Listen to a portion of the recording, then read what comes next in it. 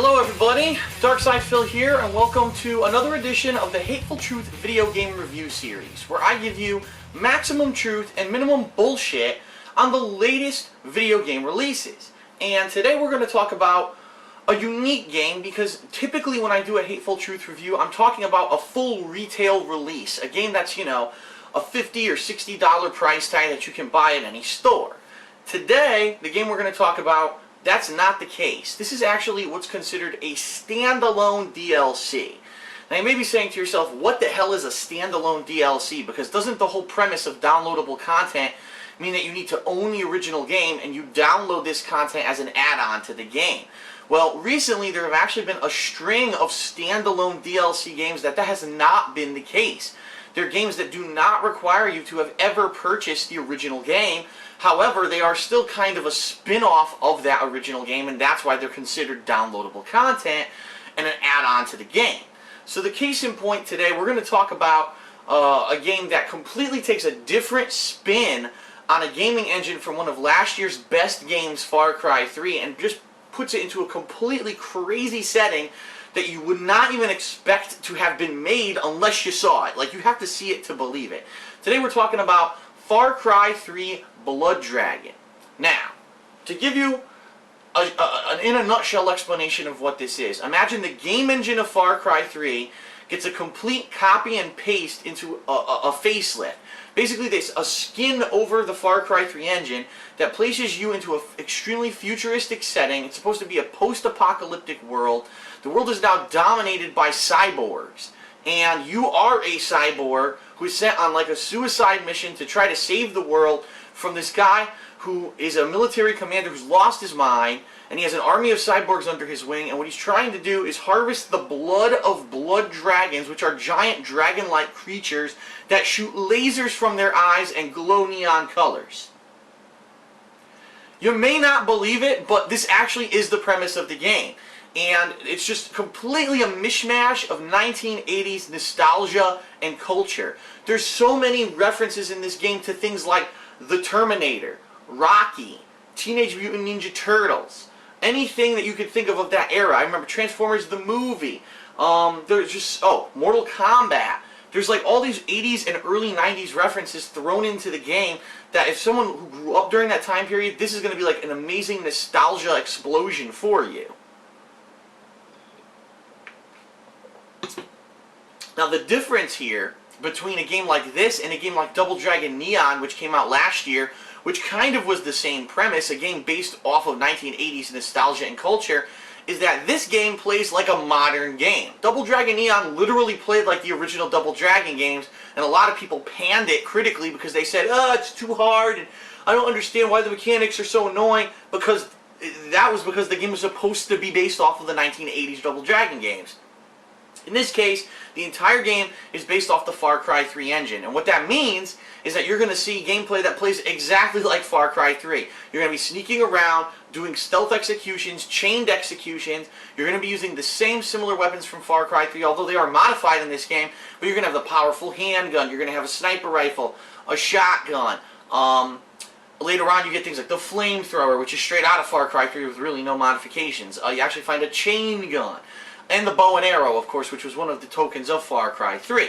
So all those, that's present in the game. You've got the zip lines that you can zip across, and really the core gameplay of the game is exactly like Far Cry 3. Now this could be both a positive and a negative, all depending on what your take was on Far Cry 3. If you really enjoyed Far Cry 3, and you really liked that style of gameplay, then this is going to be your cup of tea. And if you grew up in the 80s, this is like the game for you, okay?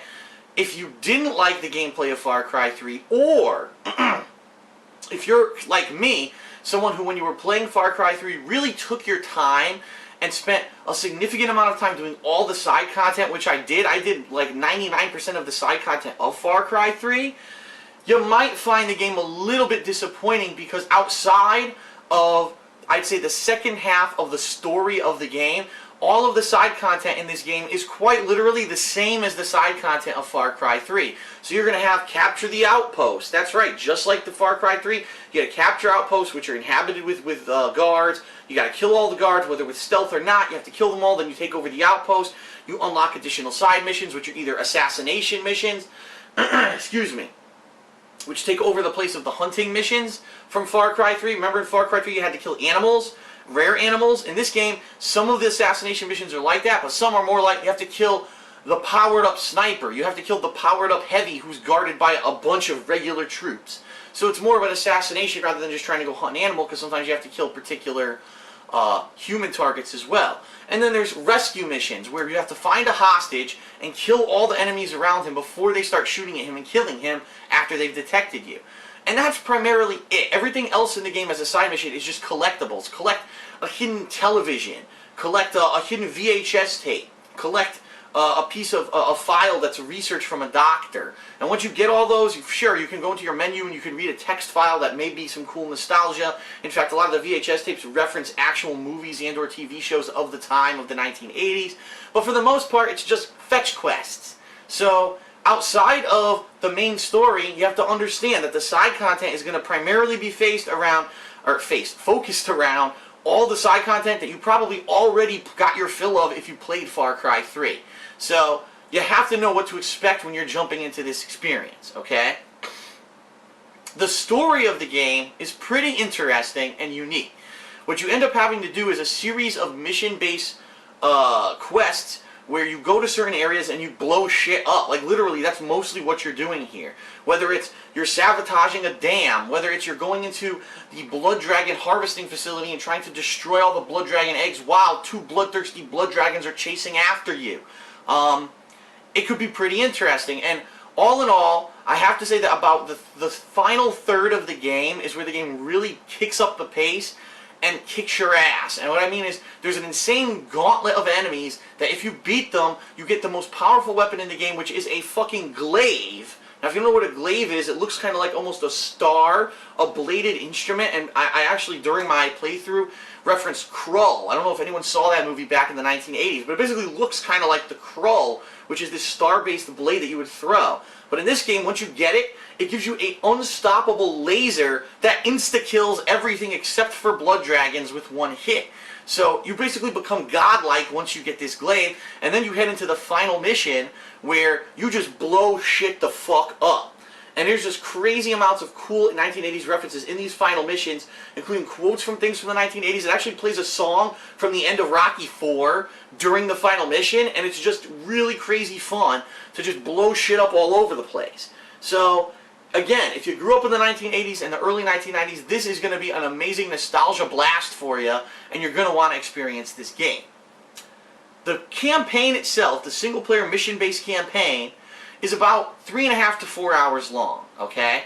And then the side content, if you go and do all the fetch-based quests, you do all of the outposts, you're probably going to get maybe another 2 to 2.5 hours of gameplay out of the game. During my playthrough, I didn't do the side content, but after I beat the game, and I got this Kill Star glaive that gave me the laser that made me unstoppable, I went and I just turboed through all the side content, and I'll be honest with everyone, unless you really like the grind of trying to do the repetitive side content with the standard loadout weapons that you get during the course of the game, you're going to want to wait till you beat the game, you get this laser, and then you just go in and you just destroy everything. It was so easy taking over the outposts and doing all the side missions once you had the laser, and it's a pretty big chunk of achievements to get just for running around for 2 hours. You get a couple hundred points, it's worth it.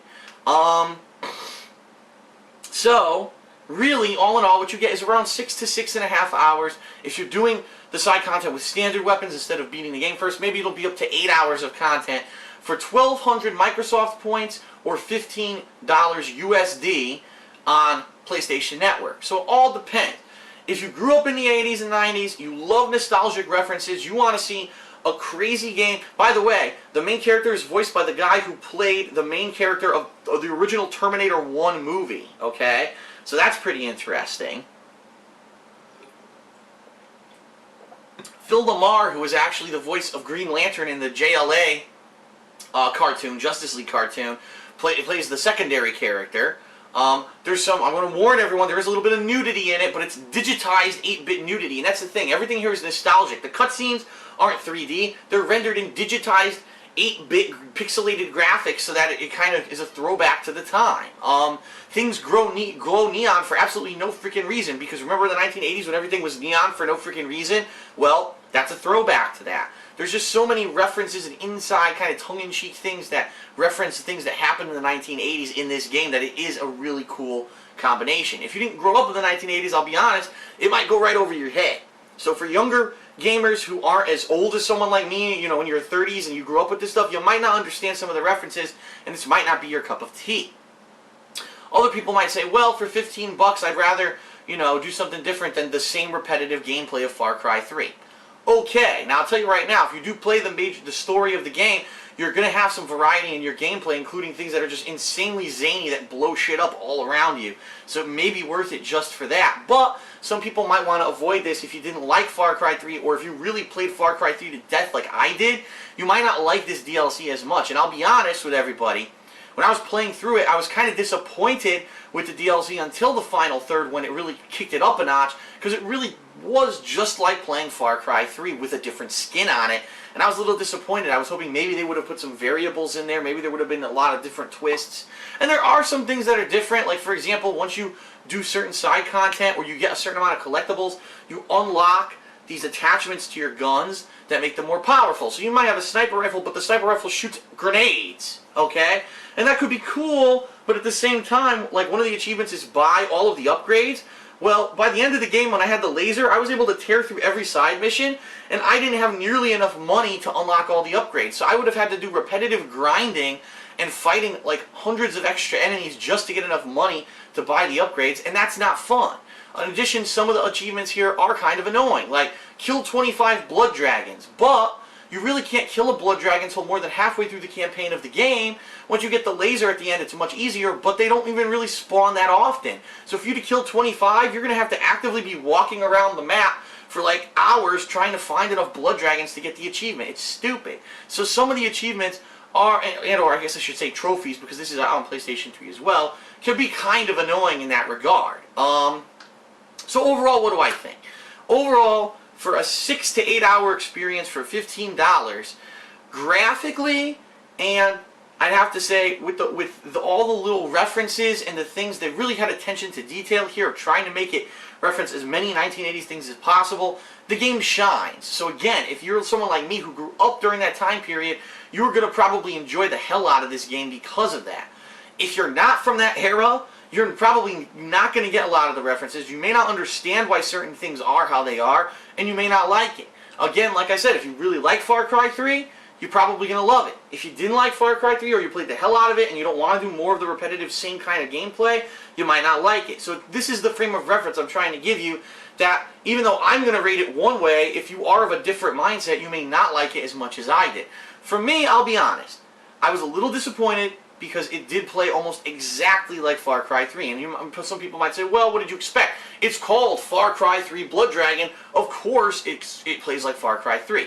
But I would have liked a little bit more variety. Like, at the beginning of the game, maybe you could have gotten a laser that was less powerful, and over the course of the game you power it up. So now you've got a laser, and that's something different. It wasn't like the weapons of Far Cry 3. That I think I would have liked better than getting it at the end of the game when it's super overpowered, and now you can just blow through everything. Like, I just didn't feel there was enough variety. Really, the only thing different about this in the gameplay of Far Cry 3 are the blood dragons, because you can't kill them like normal human enemies. You have to actually use strategy to get them to expose their chests and shoot them in the heart. And even then, it takes multiple shots to kill them. So unlike, you know, the regular enemies of Far Cry 3, they're crazy far out there. But outside of that, everything else is kind of like playing Far Cry 3 with a skin over it. So it's almost like a fan-made mod when you really think about it, except this was actually made by the dev team of Far Cry 3. So knowing that, you have to have a mentality of how to go into it. I was a little bit disappointed with the gameplay, but by the end of the story, when they kicked it up a notch, I was very pleased with how it ended, and I was very pleased with the nostalgia factor. And also that at the end of the game, since you get the laser, if you want to go do the side content, you can turbo through it and unlock a whole bunch of achievements and trophies within a relatively short period of time. For anyone else, I don't know if you're going to like it as much as me, because, again, you might not get all the references. So for me, from my perspective, my frame of mind, and me getting all the references, and actually liking the gameplay of Far Cry 3, although I did think it was a little stale until the last third of the game, I give Far Cry 3 Blood Dragon an 8 out of 10. And being a standalone DLC and the first one that I've really reviewed like this, it's pretty damn good for a standalone DLC. I wouldn't be surprised that if this DLC sells well, that other companies start seeing this happen and say, gee, maybe we shouldn't just do a fucking map pack for our game. Maybe we should take the game engine and put time and effort into something that's different from the original game, yet a standalone, and we can make more money. Because that's the problem right now. These companies are just, they want to make quick money, and so a lot of them are releasing games, and then as the DLC, they release something that should have been in the original game. And you're like, what the fuck, man? What gives? Why am I, you know, buying something a month after the game came out that easily could have been in the game? Because it's part, it seems like it's almost meant to be part of the original game. Or in the case of like first-person shooters, where 2 months later after the game came out, here's a map pack with 5 more maps. What the fuck? I want additional content, not just an additional location to play in. So this could be the start of this wave of standalone DLCs. Now we've seen a couple more. Dragon's Dogma just came out with Dark Arisen, which was the same situation. Now I haven't had a chance to play that one yet, but see what I mean? Like, I think that these game developers are finally realizing, gee, if we can get people to spend $15 on something completely, you know, separate from the main game, maybe we should do that rather than just add on content to the main game. So I'm presently pleased with how this turned out. I think that in the long run, if this sells well, it may be a positive for the industry as a whole. And I hope that people of, you know, my age range who enjoyed Far Cry 3 would check this out, because it is definitely worth a look. 8 out of 10 for me. And I hope that a lot of people give this DLC a chance. So, alright, that's it for this episode of the Hateful Truth video game review series. I hope that you found it informative. And now you know whether or not you want to check out Far Cry 3 Blood Dragon. I hope that, you know, my maximum truth, minimum bullshit approach really has given you a clear view of what this DLC is. And now you'll be able to make an informed decision on whether or not you want to check it out. So thanks a lot, and I'll see you next time on the Hateful Truth. Peace out.